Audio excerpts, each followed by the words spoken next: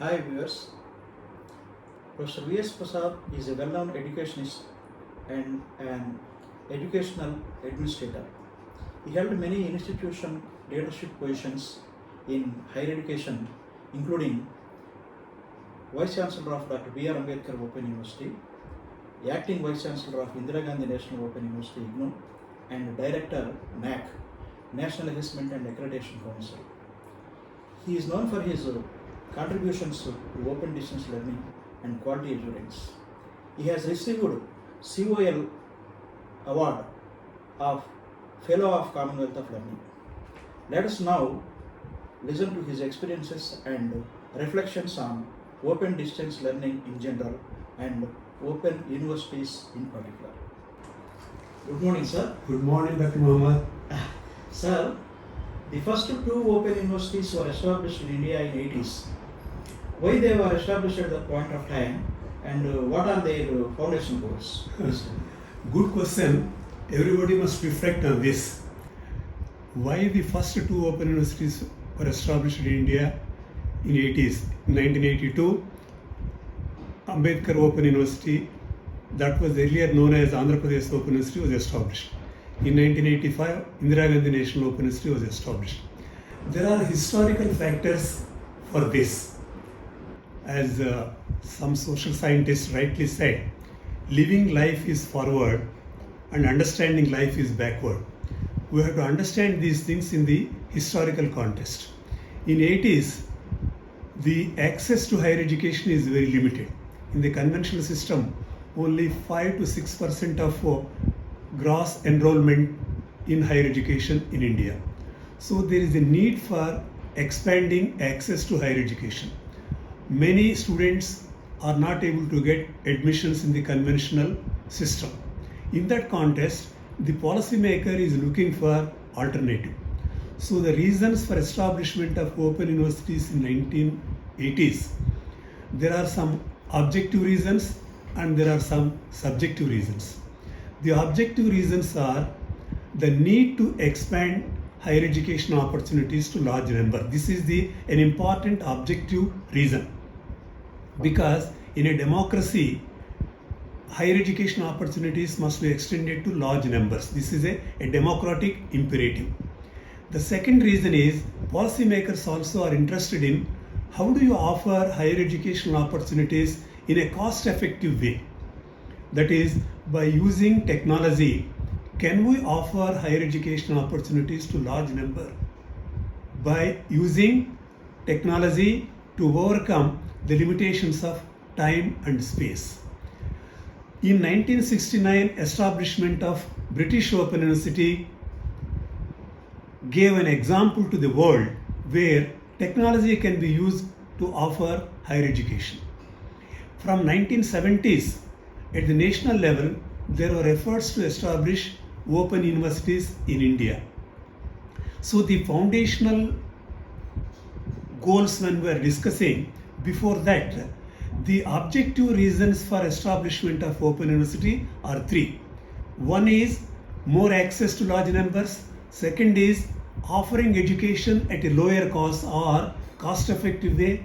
Third is use of technology to offer education to large numbers, particularly to part-time learners or self-learners. These are the three objective goals of open universities. What are the subjective factors which helped in establishing open universities? The subjective factors to me, the decision of policymakers, the important support or the decisions taken by the policymakers. The then education minister in Andhra Pradesh has taken some initiatives in establishing open university system in India. When he became Chief Minister of the state in 1982, February he became Chief Minister, then he initiated measures for establishment of open university and requested the then Vice-chancellor of Usmania University, Professor G. Ram Reddy, to provide all the academic support for establishment of open university. He visited British Open University and submitted a report to the government of Andhra Pradesh for the establishment of open university. So the subjective factors are the political decision of the then Chief Minister. In Indian system at the state level, Chief Minister plays a very important role. So support of the Chief Minister, total support of the Chief Minister, and academic support provided by a distinguished academic like Professor Ramareddy. These are the subjective factors which resulted in establishment of first open university in Andhra Pradesh. The question is why in Andhra Pradesh, not in other state? In Andhra Pradesh, because the Chief Minister is interested and there is an academic who provided the necessary support. In the same way, at the national level in 1985, when Rajiv Gandhi became a Prime Minister in 1984, he also supported the idea of Open University at the national level. Again influenced by the British Open University model and the experience of State Open University in Andhra Pradesh. 3 years experience, 82 it was established, and in 85, Rajiv Gandhi as a Prime Minister supported the idea, and again Professor Ramareddy was asked to prepare a report on Open University system, and he submitted a report on Open University system. And so it is the support of the academic support of Professor Ramareddy and political will of the Prime Minister. So the Prime Minister's political will, Chief Minister's political will, and the academic support provided by a distinguished academic resulted in establishment of first 2 open universities, followed by many open universities in India in subsequent years.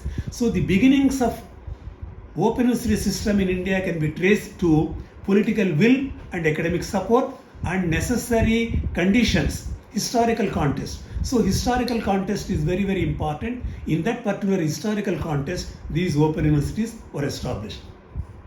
The second part of your question is related to what are the foundational goals of open university system. To me, the 5 or 6 foundational goals of open university system are: one is the open universities were established to provide access to higher education to large numbers. In India, correspondence education system was started in 1962. After 20 years, open university system was started. The open university system was considered as an improved model of distance education because it provides quality education, because the quality is very, very important by using the technology. So it is the important to use the technology very effectively to provide quality education. And that's why the technology helps in overcoming the limitations of the time and space. So that is, it is a self-study, it is a system where you engage in your own life activities or living activities, at the same time engage in education. This is what is called as a self-education. This is what is called as a education at part-time. So the important foundational goal of open university system is use effectively the technology to provide quality education to large numbers by overcoming the limitations of time and space. Another goal of open university system is to provide higher education at affordable cost, because the cost also is very, very important. Suppose in the conventional system, if you have to spend 100 rupees to provide education to a learner, in distance education, by 1/3 of that cost, maybe by 30 rupees, you can provide learning opportunities for higher education to a learner. That's why it is called as a cost-effective form of education. Another important goal of goal of open university system is what is called as a opportunities for lifelong learning, opportunities for continuous learning, opportunities for knowledge improvement, opportunities for skill improvement. That means it is a learning activity for the community.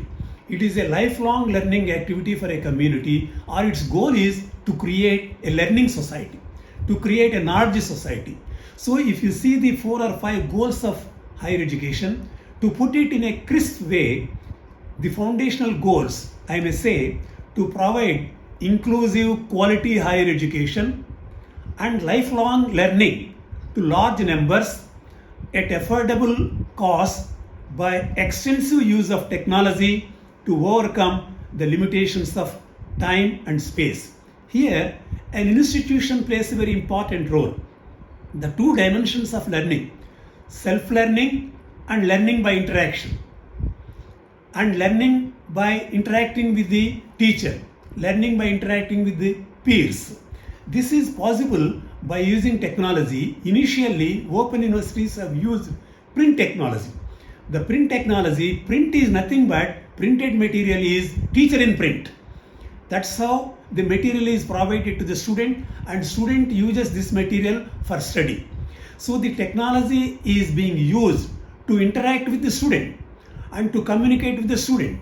And in this process, a system of student support services also is provided, whereby learner interacts with the teacher through the student support service centers, and thereby the learning is enriched.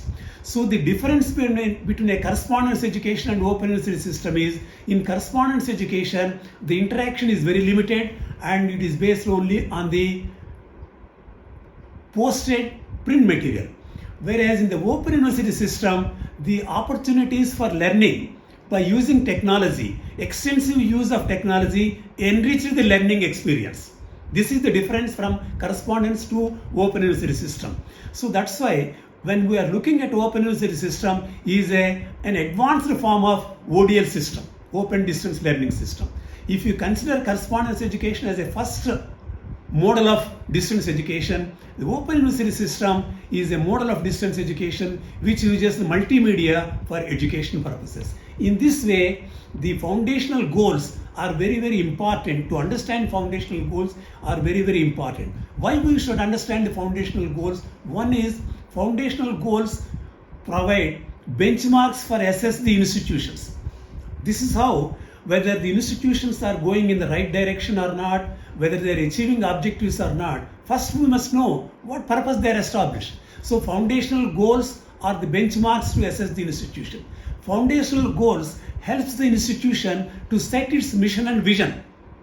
That's also important to know the foundational goals. So these foundational goals are very relevant, and it is necessary for all people in the distance education to understand why the open universities were established in 80s and what are the foundational goals. Today in India, we have 19 open universities, 17 in the public sector and 2 in the private sector. So the foundational goals of all these 17 or 19 universities, open universities, are the same. But they may be adopting different methods, different stages of development. So everybody interested in understanding open university system in India must understand why the open universities were started and what are their foundational goals.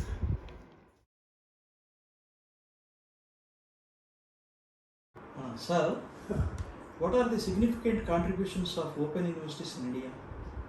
Dr. Muhammad, let me reflect on this question in my own way. In a sense, I has had the privilege of working in open university system for more than 2 decades at a state open university and at the national open university. So my reflections on the significant contributions is more a positive bias. So I look at them more in a positive way. I am also aware of some of the limitations of the system, but now my focus is on significant contributions. To me, there are 4 or 5 significant contributions. One is the establishment of open university system and their working during the last 40 years, from 1982 to 2022 or 23.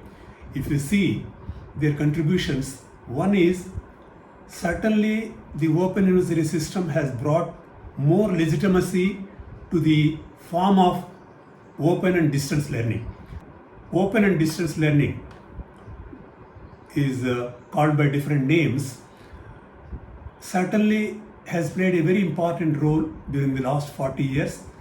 And one significant role is it brought more legitimacy to that system. Now the students feel comfortable in taking degrees from that system, and there is a more and more acceptability of open university degrees also. If you see in 1962 to 82, the correspondence education, there is a feeling among some sections at least that it is a second-rate system of education. The first-rate system is a conventional system, and if you don't get opportunity of a conventional system, you go to the correspondence education. But today, even if you get an opportunity in a conventional system, there are some students who prefer to study through the distance education for different reasons. So that brought the legitimacy to the system. I know that some of the open universities programs may not be that good from quality perspectives, but at least some of the open universities, maybe Indira Gandhi National Open University or Dr.B.R.Ambedkar Open University or YCMOU and few other open universities, programs are really good and they brought legitimacy to the whole system. Because that legitimacy is very, very important. Unless you establish legitimacy to the mode becomes very unpopular and there is no use of offering programs through this mode. So the significant contribution is bringing legitimacy to this system.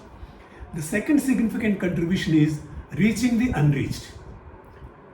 People from rural areas, people from are living in remote areas, or people who can't afford full-time education, or people for various physical reasons also not able to attend full-time education. For various reasons, these are called as the unreached. Reaching the unreached is very important dimension. That's why Professor Ramreddy called it as open universities have thrown open the ivory towers of higher education. That means higher education which is limited to certain sections of the people only, at least an opportunity is provided. An opportunity is open to the people living in remote areas and not able to attend regularly for various reasons, maybe financial reasons, maybe physical reasons, maybe social reasons. For various reasons, if they are not able to attend, this is also a very significant contribution of open universities. These numbers are very large in number. Millions of students. During the last 40 years, we find millions of students were able to get higher education through open system. So the reaching the unreached, particularly the deprived sections, we call them as the scheduled castes or scheduled tribes or other backward classes, they constitute large chunk of people. So this is a significant contribution. Maybe the third significant contribution is flexibility to the learner. We started with open admission policy also. Those who are willing, those who are interested in studying our degree programs, by taking an examination or by taking some foundational courses, they can join degree programs. But unfortunately, that system was discontinued during the last 2-3 years. But to me, that was also a very significant contribution. The flexibility to the learner, because the limitations of the time and space, they are very important limitations in extending higher education opportunities to large numbers. This method helped the students to overcome these problems. The flexibility refers not only in the admissions, flexibility refers in the choice of subjects, in the programs they choose, in the flexibility in time span also. Suppose in a conventional system, it may be 2 years program, it may be 3-year program, it may be 1-year program. In the ODL system, you may take your own time. You may take 6 years, you may take 5 years, you may take 10 years, your own time also.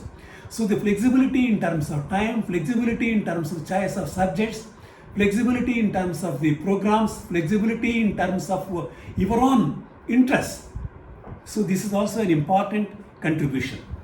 Then the ODL, if you see, compared to the conventional system, the ODL system of education is a more enriched system of education. Why I call it as an enriched system of education is it uses multi-mode. Anybody who uses single mode certainly is a disadvantage in terms of his enrichment of learning experience from the point of view of a student who uses multi-mode. Suppose he uses classroom mode in the form of a student support services in the tutorial system. That may be a 10% or 15% of his learning. He uses the print material. He uses audio material, video material and interactive materials, and today you find more and more technology is being used. This is called as an interactive technology, the computers or online systems and all these things also. So this is also an enrichment of learning. That's why Open Universities education is a more quality oriented education system when compared to the correspondence system, compared to the any other forms of system. So Open University system is a multimodal system. Multimodal system is always enriching the experience. Another interesting development during the 40 years of Open University system, we find the diversity in programs. Traditionally in the conventional correspondence system, or what we call as a correspondence education, the focus was more on social sciences or arts subjects. But in the Open University system, you find first time Ambedkar Open University started the science programs, BSc programs. Indira Gandhi Open University started. Many Open Universities have science programs. Many Open Universities have skill development programs. Many Open Universities have technology programs. At one time, there was a feeling in the society that technical education cannot be offered through ODL system. But Open Universities in India and Open Universities in the world has proved that if proper methods are adopted, technical education also can be offered. Only two conditions must be fulfilled for offering any type of program. The two conditions are willingness of the student to learn. Second condition is institutions' preparedness to adopt appropriate methodologies. Unless these two conditions are fulfilled, the programs you are offering will not be relevant. So the students' preparedness, the study skills required by students to learn technical programs are different from study skills required by students to learn social science programs, study skills required by students to learn history, to learn languages, to learn science, to learn technology. Students require different type of study skills.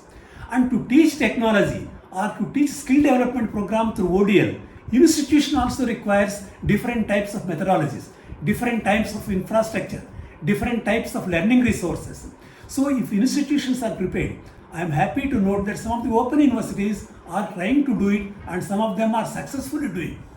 I know that some of them are not able to do successfully, but some of them are able to do successfully. This is also a significant contribution.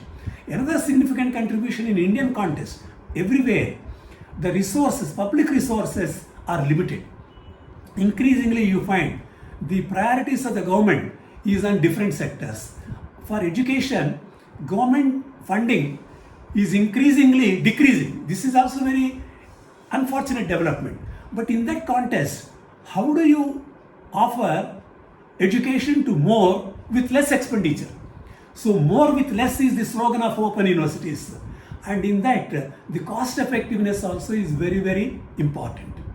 The cost effectiveness, by using technology, you can reduce the cost. Cost effectiveness from student point of view also, you find that he can make a living by engaging in some activity. At the same time, he can study. So the cost incurred by the student also is very less. Only except the student fee, the cost involved is very less from student point of view. Cost involved also is less from institution point of view also.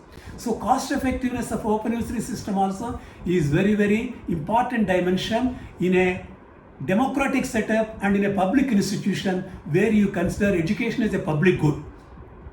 To provide education as a public good, open universities have better preparedness and open universities are better suited to make education a public good. Why I am saying this is, with less cost, you can offer education to large numbers. So the significant contribution of open universities also is making it a public good. And significant contribution of open universities also, you find the learning resources developed by open universities. They are useful not only to students, but to the community at large, to different sections of the people. The learning material or learning resources, what we call learning resources. The difference is, in a conventional system, the access to learning resources is limited to classroom students only, or those who are admitted in the institution. But access to learning resources of open universities, these are open educational resources. As a result, it is not only education of students who are enrolled in open universities, there are lakhs and millions, but education of community, education of society by learning resources. Anybody can go through those learning resources. Now we have a moment of open educational resources. That also helps in taking education to not only large numbers, educating the society, knowledge society creation, or those who are appearing for competitive examination, the resources can be used. those who are just interested in enriching their life experiences. The retired people, old people can use these resources. So in that way, during the last 40 years, I am very confident to say that open universities have made a significant contribution to the society. More can be done. That's why in another context, I would like to speak on the limitations of the system also. But that is a different issue. But at the same time, we must appreciate its contribution also.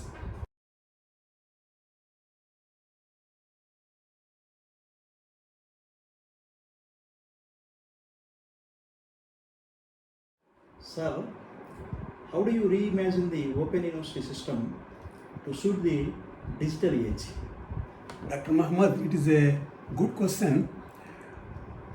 Continuously, we have to relook at what we are doing to make ourselves relevant to the present times. I am reminded of John Dewey's famous statement, you can't teach today the same way you did yesterday to people or to prepare students for tomorrow.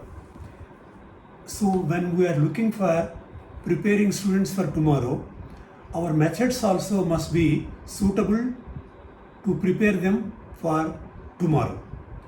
In this context, my reflections, I have written 2 books. One is Open Distance Learning in India, Reflections on Practices and Future Perspectives. Another book on Higher Education and Open Distance Learning Trajectory in India, Reflections of an Insider.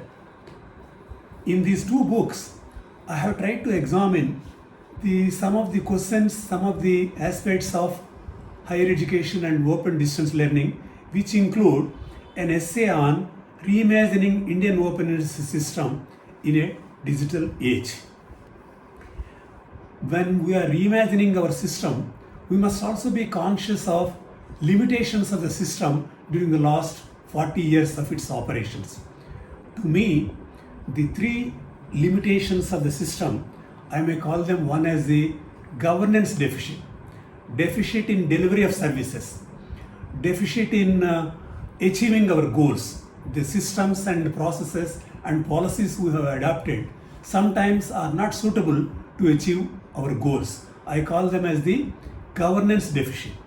The second deficit is, I call it as a imagination deficit. That means we are not able to imagine the future requirements. We are not able to understand the future requirements. As a result, our systems, our responses also are limited by our limitations of ability to see the future in a broader perspective. This is, I call it as a imagination deficit. And the third thing is, I call it as a methods deficit. Methods deficit refers to more our admission methods, our program development methods, our delivery methods, our teaching learning methods, our evaluation methods. Methods deficit. So the first thing I am focusing is, we must be conscious of the limitations of the present system. Only when we understand the limitations in a proper way, you can find proper answers. If you understand the limitations in a wrong way, our responses will be also wrong. So let us be open, let us be clear, let us be self-critical, and let us not overemphasize our achievements only, but let us be conscious of the limitations in an open way.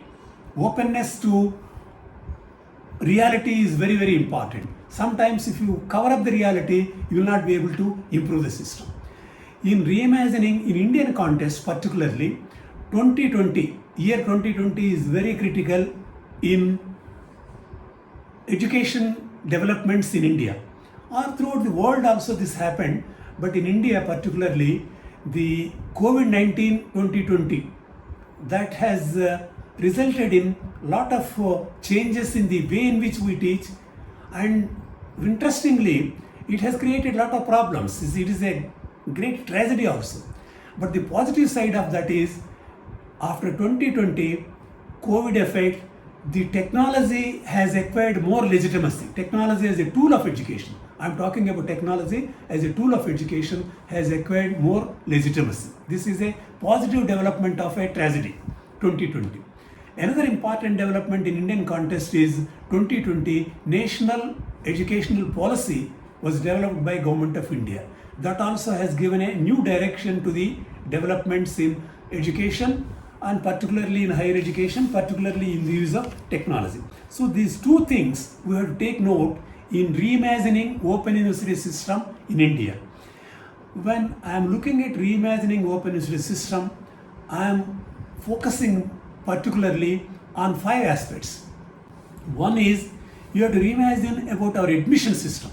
When I am saying about our admission system, we have to design systems whereby admission process becomes more easy, more flexible, more comfortable, and that's why more enrollments can be ensured. How do you ensure more enrollment? More enrollment here, I am looking at every open university to be a mega open university, as Sir Daniel said. Sir Daniel criteria of mega university is it must have at least 1 lakh students enrollment.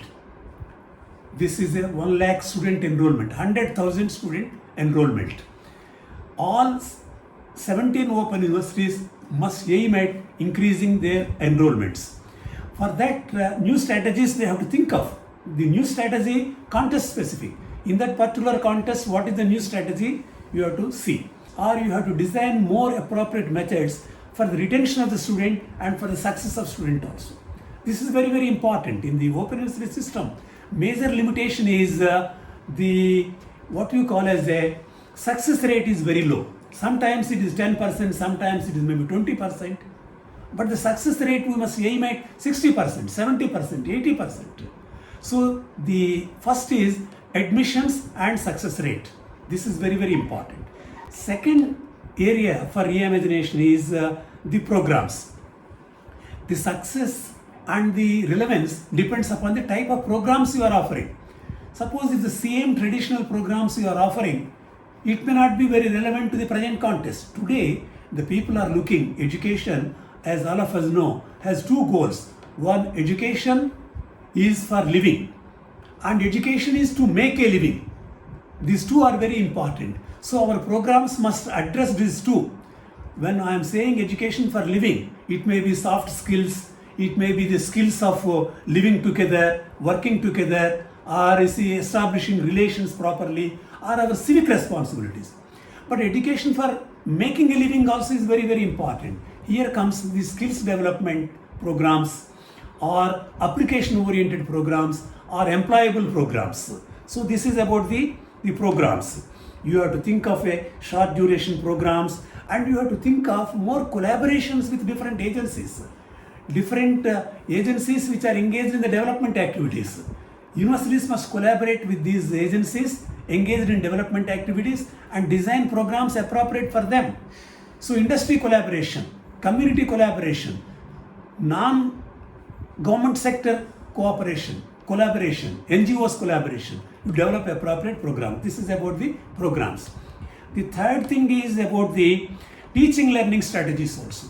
Because teaching learning strategy of a print material only, sending them print material and asking them to read and write the examination, it won't suit for the today's requirements. Today, we are talking of a MOOCs, we are talking of a open educational resources, and we are talking of a generative artificial intelligence. The content development is being done by generative artificial intelligence. Technology is being extensively used for content development, and technology is extensively used for assessment also.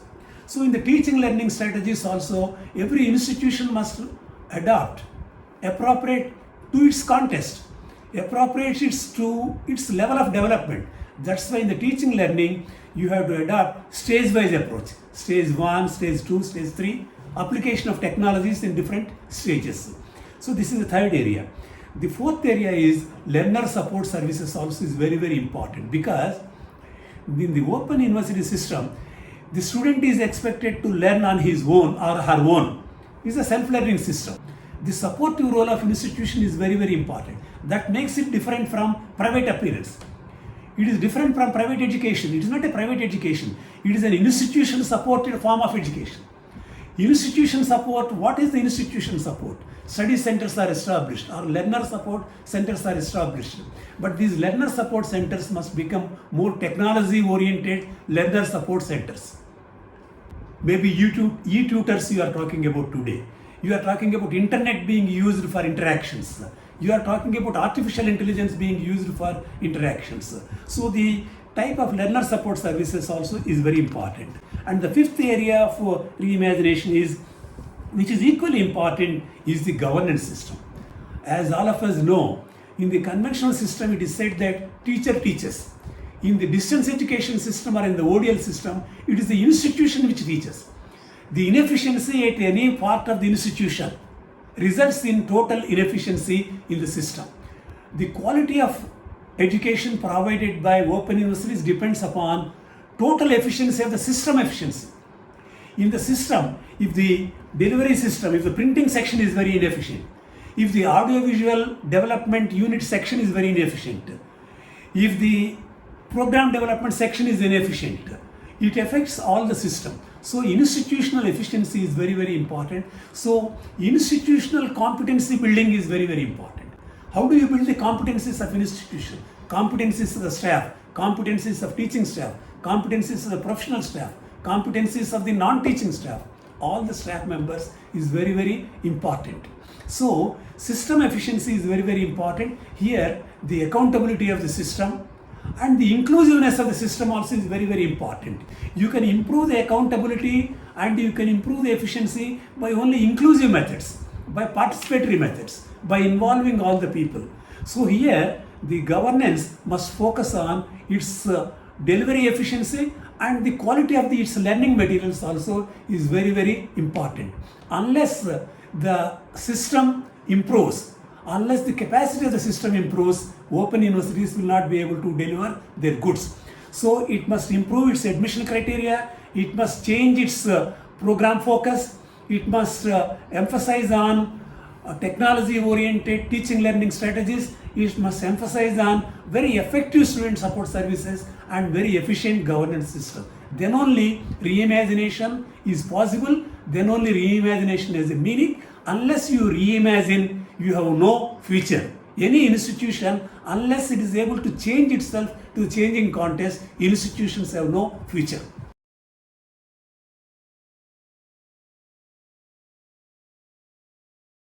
Sir, what are your experiences of working in open university system?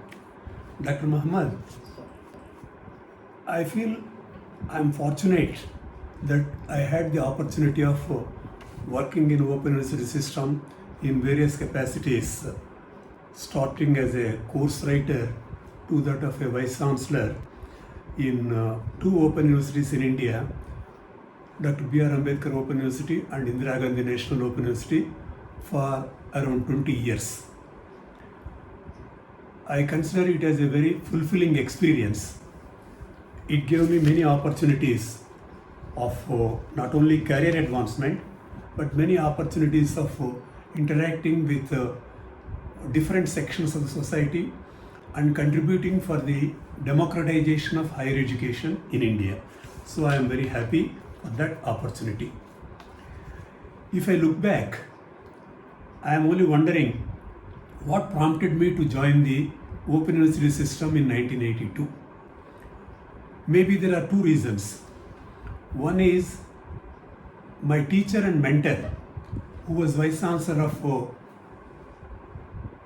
Osmania University, became first Vice-chancellor of Open University. At that time, I was working as a reader in public administration in Osmania University. Professor Ramreddy, as the leader of the new university, started gathering people from different universities who are prepared to work with him in a new experiment. It is a new experiment, and who are prepared to work with him. In that process, he asked me to join the university, and I readily agreed, because when my teacher and mentor asked me to join, I have no second thoughts. Secondly, personally also, I am interested in innovative things. It is a new experiment, and I thought it also gives me an opportunity for me to participate in the innovation. So for 20 years, from 1983 to 2003, for 20 years, I worked in Ambedkar Open University and also Indira Gandhi National Open University for 5 years in different capacities, including that of a acting Vice-chancellor of that university. I consider myself, see, there is a self-perception of the people. I consider myself a just adequate person. When I say I am a just adequate person, I mean a person who is fair and morally conscious of his actions with good enough capabilities to undertake the assigned work. This is how I look at myself and my role. So I try to play my role, whatever may be the job given to me, with utmost sincerity and with the goal of the activity as my frame of reference. So in the 2 decades, my 2 roles as a teacher in distance education and as an educational administrator. If you see teacher in education, distance education, it has a different role in a sense compared to the conventional system.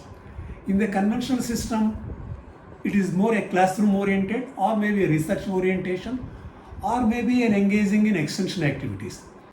But in the distance education system, the teacher requires multi-skills. In a conventional system, if he has a classroom communication abilities and some research abilities, they are good enough.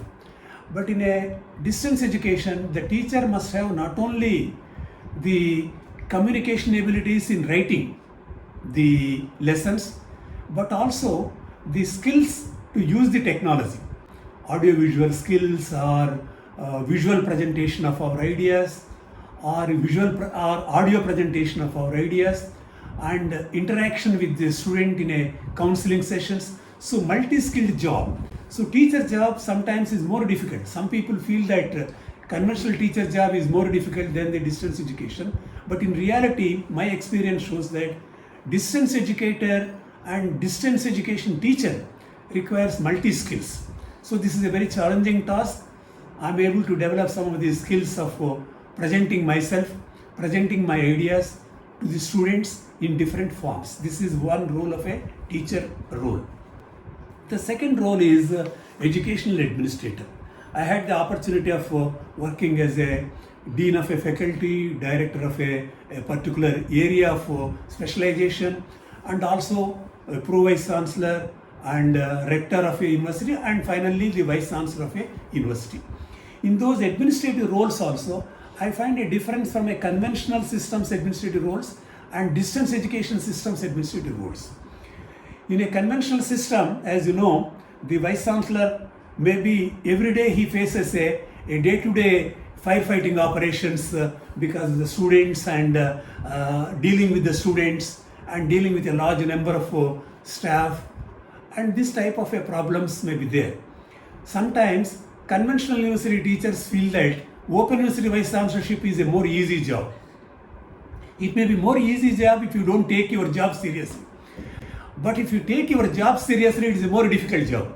Why I'm saying is a more difficult job? Because the goals are very, very, very difficult to achieve sometimes, because the using technology for education purposes and collaborating with different agencies, where the resources of different agencies you must be able to gather, you must be able to pull together resources of different agencies, and where you have to reach to the large number of students in remote areas. So the tasks are very diverse and very difficult, where the planning is very, very important. The operational efficiency is very, very important. Quick decision making is very, very important. In the system needs more operational capabilities. This is the open university system. Sometimes conventional university vice-chancellors, they prefer open university vice-chancellorship because of one reason is day-to-day problems with the student may not be there. But open universities also have to manage the large number of staff. Staff management has its own problems.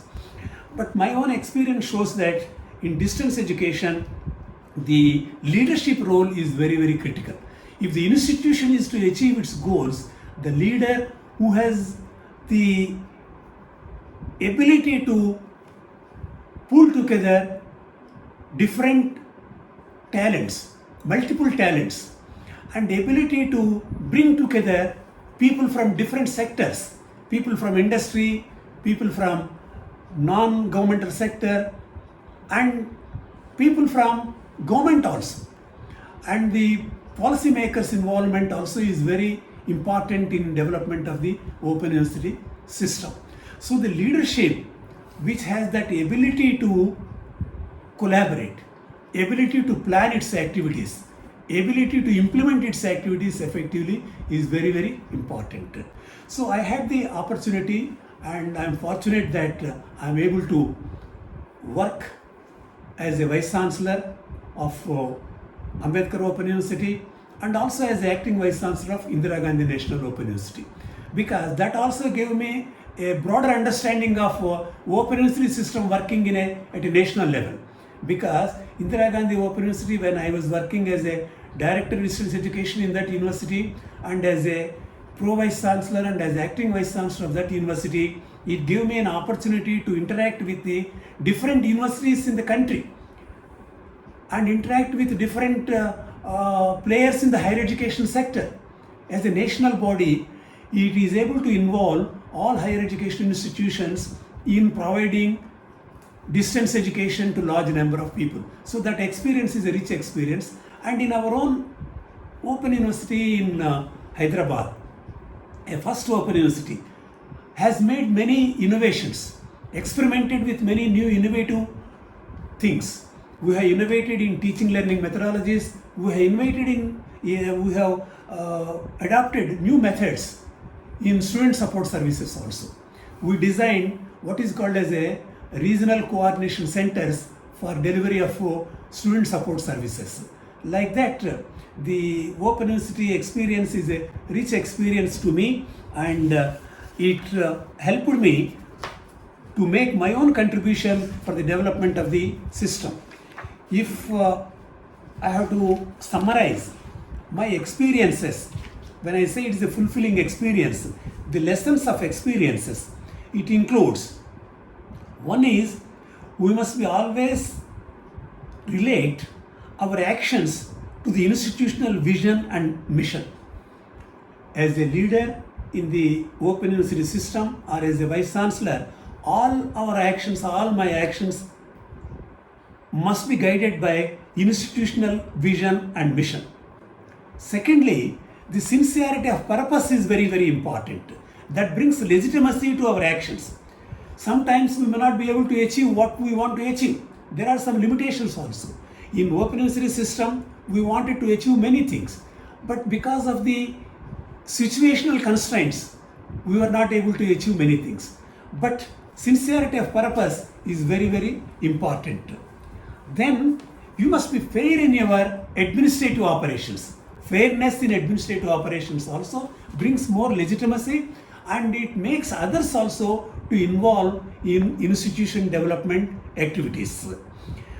That's why what is required for a leader in ODL system is what is called as a pragmatic idealism. You must have idealism. You must have some ideas. But at the same time, you must be conscious of what are the situational factors which allows you to achieve these ideas. That's why it is a pragmatic idealism. Understanding the context is very, very important. What is that you can do in a given situation, that is very, very important. If you are aware of that contextual factors, then you will be able to achieve the objectives. Another important factor in the leadership of Open University system is openness to ideas and flexibility in operations. This is very, very important, because in the Open University system, as it is said by the founding Chancellor of the British Open University, he said Open University has 4 dimensions: open to the people, open to methods, and open to what is called as a programs, and open to ideas. And open to ideas also is very, very important. And then the flexibility in operation. The system requires more and more flexibility. Learning from experience is very, very important to improve the institutional performance. Because if you see in India, the 17 open universities, public open universities, are in different stages of development. And there, the leadership must be able to understand the institutional context and understand the opportunities which the institution gives you to implement your vision. That is very, very important. That's why this SWOT analysis of institution is very, very important. What are the strengths? What are the opportunities? What are the weaknesses? Or what are the threats? Or what are the challenges? This is very, very important. Leader must be able to make this analysis and able to work together and achieve the results. The important lesson I learned is none of us is as intelligent as all of us. Collective effort is very, very important, and sincerity of purpose is very, very important. If you make a sincere effort with the collective effort and collective energy and recognizing the effort of others and able to identify the talent in the institution and give appropriate responsibilities to the proper persons, then you will be able to achieve the results. And to me, it is a very satisfying and fulfilling experience. I have learned many things in the life, and I made my own contribution for the development of the institution. If I look back, I can look back with a sense of satisfaction that I have done my best in the given situation.